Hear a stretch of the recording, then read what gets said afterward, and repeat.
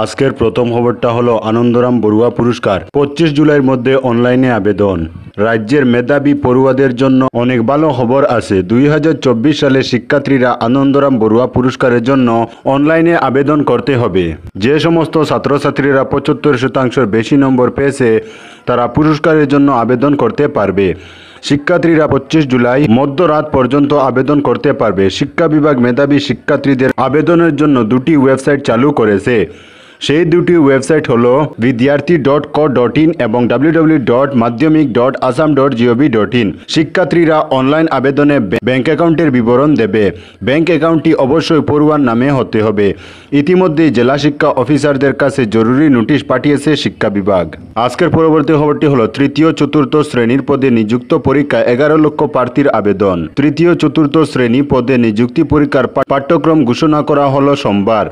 ঘোষণা অনুযায়ী তৃতীয় শ্রেণীর স্নাতক পর্যায়ের পদে প্রার্থীদের 6টি বিষয়ে 175 নম্বরের লিখিত পরীক্ষা দিতে হবে, যার জন্য 3 ঘন্টা সময় দেওয়া হবে পরীক্ষার্থীদের।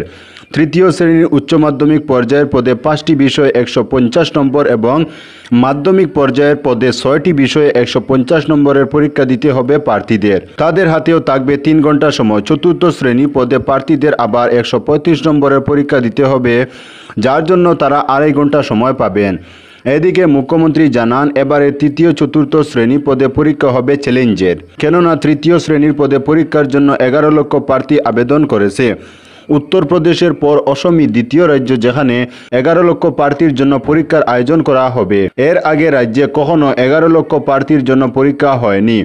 মাধ্যমিকে খুব বেশি হলে 5 লক্ষের কাছাকাছি ছাত্রছাত্রীরা পরীক্ষায় বসে, ফলে স্বাভাবিকভাবে 11 লক্ষ প্রার্থীর জন্য সুষ্ঠুভাবে পরীক্ষা গ্রহণ করা চ্যালেঞ্জের বিষয়। তিনি জানান, এবারে পরীক্ষায় প্রার্থীরা ভুল উত্তর দিলে একটি প্রশ্নের ক্ষেত্রে নম্বর কাটা হবে, অর্থাৎ নেগেটিভ মার্ক ব্যবস্থা থাকবে। মুখ্যমন্ত্রী বলেন, কোনো ধরনের মাসুল না নেওয়ায় পাশাপাশি স্বচ্ছতার সঙ্গে নিযুক্তি প্রক্রিয়ার জন্যই প্রার্থীর সংখ্যা বৃদ্ধি পেয়েছে এবার। উল্লেখ্য, তৃতীয় শ্রেণীর পদের পরীক্ষায় প্রার্থীরা ভুল উত্তর দিলে 1 নম্বরের প্রশ্নের ক্ষেত্রে 0.25 নম্বর এবং 2 নম্বরের প্রশ্নে 0.50 নম্বর কাটা যাবে। চতুর্থ শ্রেণীর পদে পরীক্ষায় প্রার্থীরা ভুল উত্তর দিলে একটি প্রশ্নের ক্ষেত্রে কাটা যাবে 0.25 নম্বর। আজকের পরবর্তী খবরটি হলো শিক্ষক সমাজের কলঙ্ক আত্মসাৎ করা বন্যা ত্রাণ উদ্ধার কাটিগড়া পুলিশের। পূর্ব কাটিগড়ার তারিণীপুর প্রথম খণ্ড থেকে সরকারি ত্রাণ সামগ্রী উদ্ধার করল কাটিগড়া পুলিশ। তৃতীয়বারের বন্যায় কাটিগড়ার বিভিন্ন গ্রাম এলাকায় সরকারি ত্রাণ সামগ্রী প্রদান করা হয়, কিন্তু কিছু অসাধু সরকারি শিক্ষক সাধারণ মানুষকে ত্রাণ সামগ্রী না দিয়ে গোপন আস্তানায় রেখে অন্যত্র বিক্রি করার পরিকল্পনায় ছিলেন। সাধারণ মানুষকে ত্রাণ সামগ্রী নিয়ে হাহাকার করতে হয়েছে। অনেক গ্রামে সরকারি ত্রাণ সামগ্রী পৌঁছেনি। সাধারণ মানুষ বহু অভিযোগ করেন কাটিগড়ার সার্কেল অফিসার রবার্ট টেলর কাছে। তারিণীপুর তৃতীয় খণ্ডের বহু মানুষ কাটিগড়ার সার্কেল অফিসারকে স্মারকপত্র প্রেরণ করেন। এমনকি ত্রাণ সামগ্রী বন্টন করা নিয়ে মারপিট মামলা পর্যন্ত হয়েছে। বন্যা আসলে কারো পুষ মাস আবার কারো সর্বনাশ, এমনই এক কাণ্ড ঘটে গেল পূর্ব কাটিগড়ার তারিণীপুর প্রথম খণ্ডে। সোমবার এক অভিযান চালিয়ে কাটিগড়া থানার SI এল চিংচাং গোপনে রাখা সরকারি ত্রাণ সামগ্রী উদ্ধার করে থানায় নিয়ে আসেন। তারিণীপুর প্রথম খণ্ডের বাসিন্দা নাজিমুদ্দিনের স্ত্রী নাজিয়া বেগমের ঘর থেকে এই সরকারি ত্রাণ সামগ্রী উদ্ধার করে পুলিশ। পুলিশের দেওয়া তথ্য অনুযায়ী 6 বস্তা চাল, 5 বস্তা ডাল ও 3 কার্টন তেল বাজেয়াপ্ত করা হয়েছে। গোপন সূত্রের খবরের ভিত্তিতে গত রবিবার এই ত্রাণ সামগ্রীর তদন্তে নামে কাটিগড়া পুলিশ। অবশেষে সোমবার তারা সাফল্য পায়। এদিন বিকালে তাজিয়া বেগমের ঘর থেকে ত্রাণ সামগ্রী উদ্ধারে গোটা পূর্ব কাটিগড়া চাঞ্চল্য বিরাজ করছে। সরকারি ত্রাণ সামগ্রী উদ্ধার করে থানায় নিয়ে যাওয়া হলেও কাউকে আটক করা হয়নি। সূত্রের খবর অনুযায়ী এই কাণ্ডে জড়িত রয়েছেন সরকারি শিক্ষক সহ আরও 4 ব্যক্তি। আজকের পরবর্তী খবরটি হলো রেহাই মূল্যে ট্র্যাক্টর পাওয়ার টিলার ক্রয়ের জন্য দরখাস্তের আহ্বান।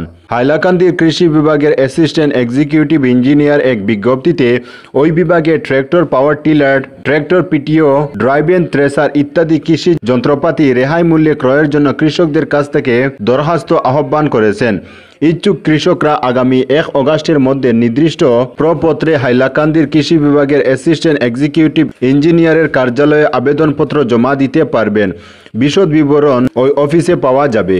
আজকের পরবর্তী খবরটি হলো বিদ্যুৎ স্পৃষ্ট হয়ে ষাঁড়ের মৃত্যু সলগই বাজারে, সনাতনী রীতিতে সমাধিস্থ। বিদ্যুৎ স্পৃষ্ট হয়ে মর্মান্তিক মৃত্যু ঘটল শিবের নামে উৎসর্গিত ষাঁড়ের। চাঞ্চল্যকর ঘটনাটি ঘটেছে লুয়াইরফুয়া এপিডিসিএলের অন্তর্গত সলগই বাজারে। মঙ্গলবার কাকবুড়ে ষাঁড়টি চড়তে গিয়ে স্থানীয় ট্রান্সফরমারের নিচে বিপদ সংকুলভাবে ঝুলে থাকা বিদ্যুতের তারের সংস্পর্শে এসে তরিদাহত হয়ে প্রাণ হারায়। বিষয়টি নিয়ে ব্যাপক প্রতিক্রিয়া দেখা দেয় স্থানীয়দের মধ্যে। এ কাণ্ডে এলাকাবাসীর পক্ষে কান্তাপ্রসাদ যাদব, ভূষণ কেওট, জামালউদ্দিন প্রমুখ অভিযোগ করে বলেন, ট্রান্সফরমার রাখা স্থানটি দীর্ঘদিন ধরে বিভাগীয় পক্ষে পরিচর্যা না করায় এখানে প্রচুর পরিমাণ আগাছা গজিয়েছে। পাশাপাশি সেফটি বক্সের হালও করুণ হয়ে পড়ে আছে। ফলে গত রাতের ভারী বর্ষণে পুরো ট্রান্সফরমারে বিদ্যুৎ সংযোগ ঘটে। এতে সাত সকালে চড়তে এসে বিদ্যুতের সুবলে প্রাণ হারায় অবলা প্রাণটি। এ ঘটনার উপযুক্ত তদন্ত সহ মৃত ষাঁড়ের সদগতি ও একটি ষাঁড় মন্দিরের নামে উৎসর্গ সহ ট্রান্সফরমার বক্স মেরামতের পাশাপাশি তারের ব্যারিকেড দেওয়া স্থানটিতে ইটের গাঁথুনি করতে বিভাগীয় এজিএম ও এসডিওর হস্তক্ষেপ কামনা করেছেন স্থানীয়রা। এরপর বিভাগীয় কর্মকর্তারা স্থানীয়দের দাবি মেনে মৃত ষাঁড়টিকে স্থানীয়দের সহযোগিতায় সনাতনী রীতিনীতিতে পূজা পাঠের পর এক্সকেভেটর দিয়ে লাগোয়া চা বাগানে সমাধিস্থ করা হয়। আজকের পরবর্তী খবরটি হলো সুপ্রিম কোর্ট পেল নতুন 2 বিচারপতি। মণিপুর থেকে প্রথম কুটিশ্বর। মণিপুর থেকে প্রথম সুপ্রিম কোর্টের বিচারপতি হিসেবে নিযুক্ত হলেন এন কুটিশ্বর সিং। বিচারপতি সিং মণিপুরের প্রথম অ্যাডভোকেট জেনারেল এন ইবোথিম্বি সিংয়ের ছেলে। বিচারপতি সিং নিজেও মণিপুর অ্যাডভোকেট জেনারেল হিসেবে কাজ করেছেন। 1986 সালে আইনজীবী হিসেবে তিনি কর্মজীবন শুরু করেন। গুয়াহাটি হাইকোর্ট এবং মণিপুর হাইকোর্টেও তিনি ছিলেন।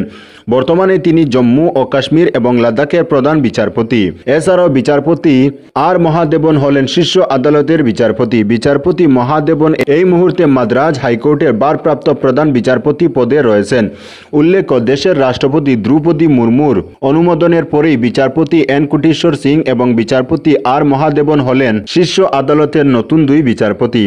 সুপ্রিম কোর্ট কলেজিয়ামের আগেই এই দুইজনের পদোন্নতির জন্য সুপারিশ করেছিল।